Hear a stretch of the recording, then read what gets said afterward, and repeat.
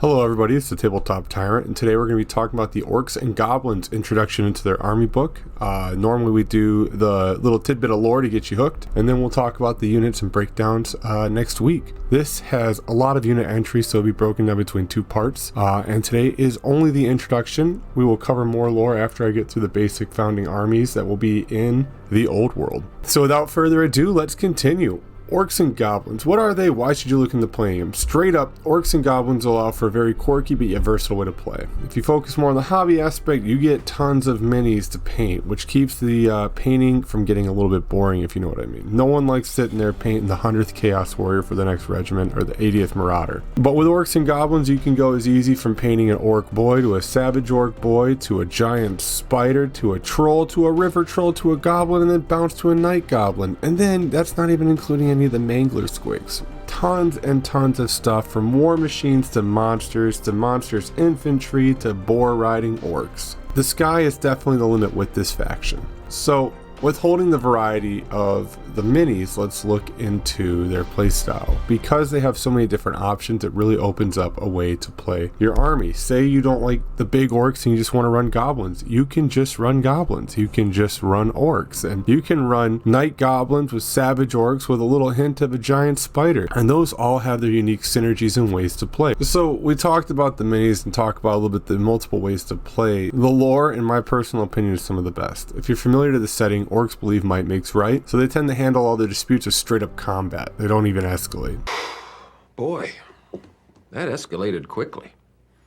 I mean, that really got out of hand fast. However, on the other end of the spectrum, you have goblins. They tend to be a bit more cowardly, and by a bit, I mean entirely cowardly. These little guys tend to wait until you're not looking, wounded, outnumbered, or in their best case, hopefully all three, so they can take advantage of their situation. However, these are just little superficial ways to describe their culture, so let's dive a little further. Orcs are pretty quick to spot. Big, hulking, green bodies filled with muscle, bone.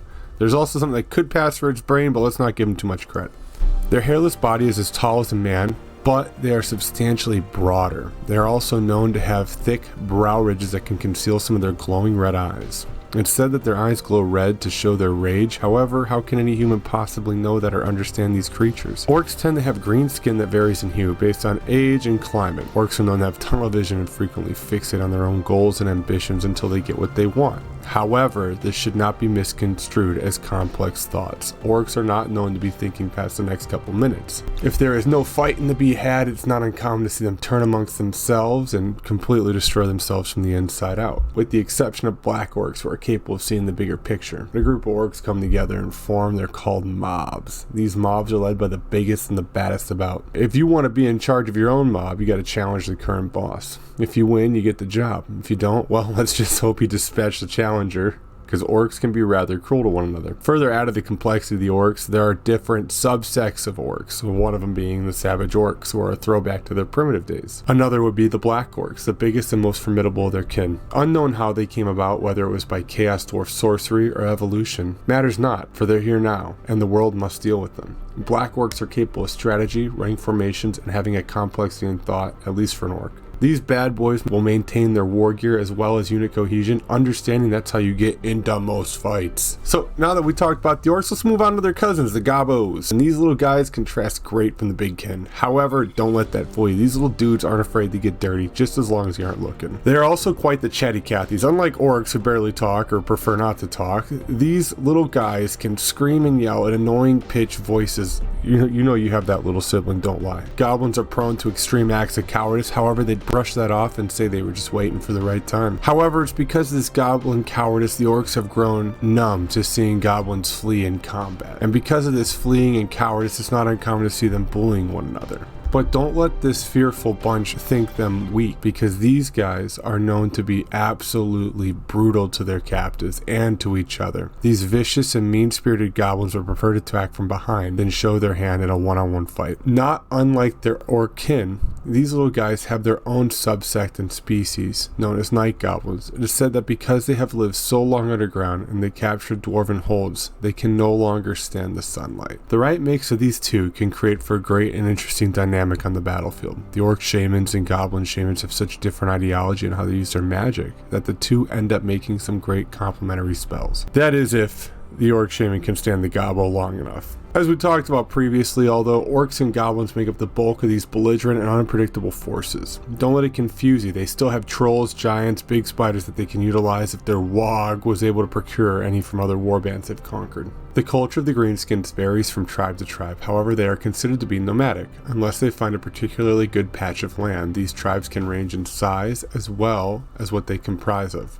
The most important thing, which I believe goes without saying, is the tribe leader. These leaders will be coined the title of War Boss, Ed Kicka, Chieftain, or the Grand Ed Thumpa. With all these titles aside, the one who bears the name War Boss tends to be the loudest, the biggest, the angriest, and the best looking, depending on who you ask. However, the title doesn't come without big weight of responsibility. If a tribe is doing bad and not being successful in any of its endeavors, it will cause more orcs and goblins to become disgruntled and do something about it.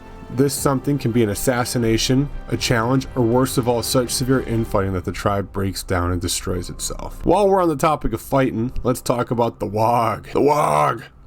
You see, all Greenskins want to fight around the biggest and the strongest war boss, ask Grimgor himself. They don't do this because they like the leader. They do this so these tribes can get their own little piece of victory and spoils of war. So if a war boss is on a winning streak, it's not uncommon to see orcs and goblin tribes begin to flock to their banner. Once enough tribes start following, and the numbers are beyond count, you got a WOG. This WOG will generate untold fervor and will sweep over anything in its path with violence and ferocity. The civilized world fears these WOGs because there's no true count of how many tribes there truly are, and a WOG could potentially bring the world to its knees, if only they could get along long enough to do so. With the mixing of these tribes into WOGs and mobs and other gatherings of vagrants, you would assume that there might be a disparity between the two different classes of Greenskins. However, this couldn't be further from the truth. Orcs love their goblin counterparts, for without them, who would they bully?